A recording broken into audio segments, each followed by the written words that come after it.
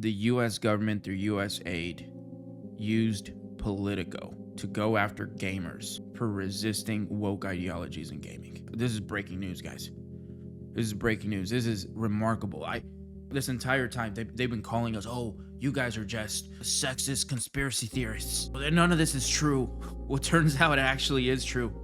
Look at this right here. Politico took $8 million in USAID taxpayer money while attacking Gamergate and pushing anti-gamer narrative. This is truly remarkable. Now, if you guys don't know, for the past couple of years, this is the dog shit they've been trying to push on us, right? These games. This is Concord, I believe, right? These games, they were making all these games. I mean, you got Outlaws, Star Wars Outlaws, all these games where we're like, wait a minute, what's up with the protagonists? How come the females, how come they're making women to look a little bit more masculine? How come they're making all the dudes? I mean, we've been calling this out, wokeness in gaming. You've heard this, right? And we've been called, oh no, you're just a sexist. You're just this, you're just that. And there's nothing wrong with this. This is just inclusion, diversity in gaming. There's nothing wrong with that. And we're like, well, no, there's nothing wrong. There's nothing wrong with that. But I mean, Jesus, come on, let's dial it back a little bit. But no, they launched a full-on campaign through Politico, to go after gamers, right? We all remember these stories. And now this has been proven because USAID was in fact subsidizing Politico to go after gamers in these hit pieces. This is truly remarkable. This is, I mean, at the very least, Politico has been exposed as a political propaganda arm of the US government. Here it is right here. Press Secretary Levitt calls out Politico to their face. I was made aware of funding from USAID to media outlets, including Politico, who I know has a seat in this room. The $8 million you received ends today. This is truly disgusting. And it proves as to why we can't trust these publications anymore, because we just don't know who's paying them. Here it is right here. Politico's history of pushing anti-gamer narratives. For years, Politico has aligned itself with activist gaming journalists who push woke narratives under the guise of combating toxicity. Their extensive coverage of Gamergate framed gamers as reactionary extremists rather than addressing legitimate problems and concerns about media corruption that sparks the controversy in the first place. Many of these narratives were driven by the same journalists who sought to rebrand gaming as a progressive battleground rather than an entertainment industry.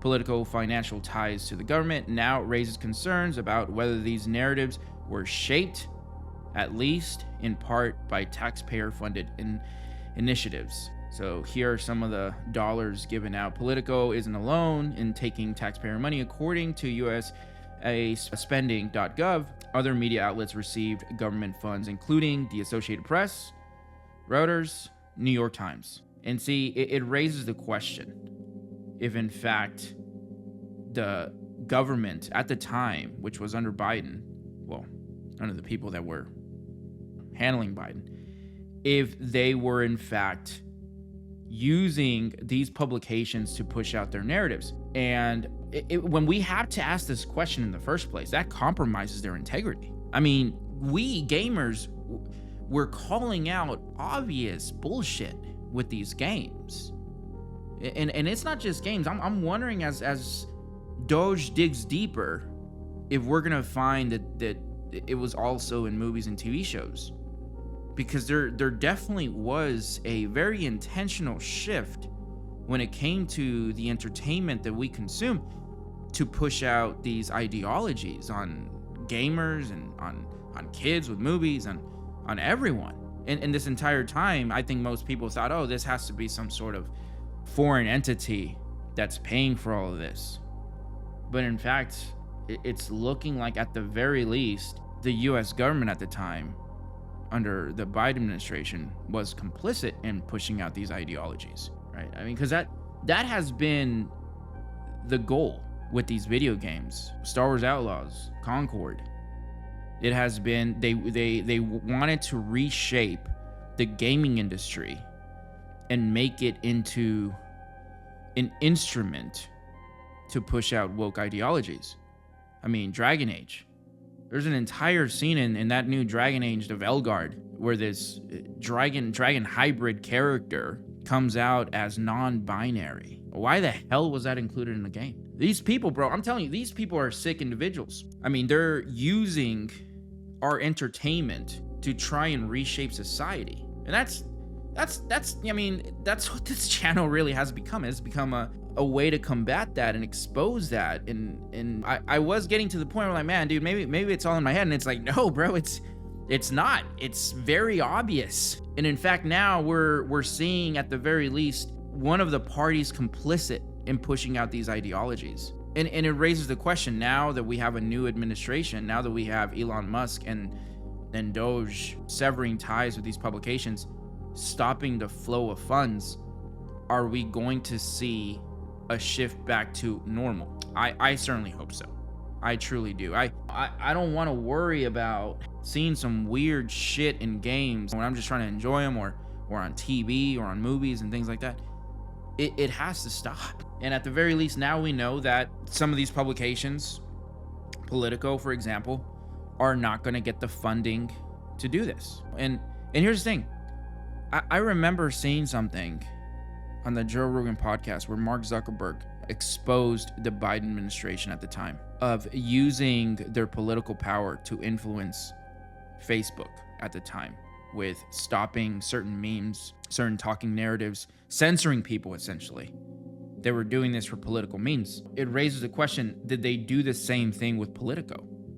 Did they do the same thing with the New York Times, with these other publications? Did they say, hey, listen, we're gonna subsidize some of your losses in subscriptions if you push out these narratives, push out these ideologies? And I could only assume that these people are not, they're in that position for a reason.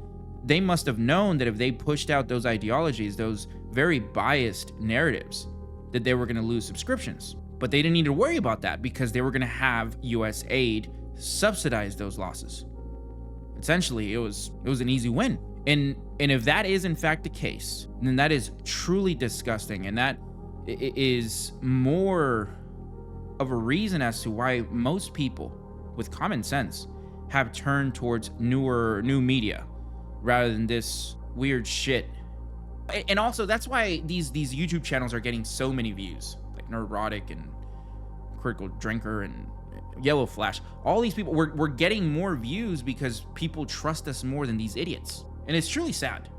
It truly is. I mean, it used to be that if you read the paper, if you read these publications, you were an educated man. That's not the case anymore. Now, if you read these publications, you are an indoctrinated man. It's truly sad. But hey, at the very least, I will say we are finally enlightened to these facts. And that's something, I guess. Anyway, you guys let me know what you think down in the comments about all this. This is truly fascinating stuff. And like always, don't forget to subscribe. Sensation.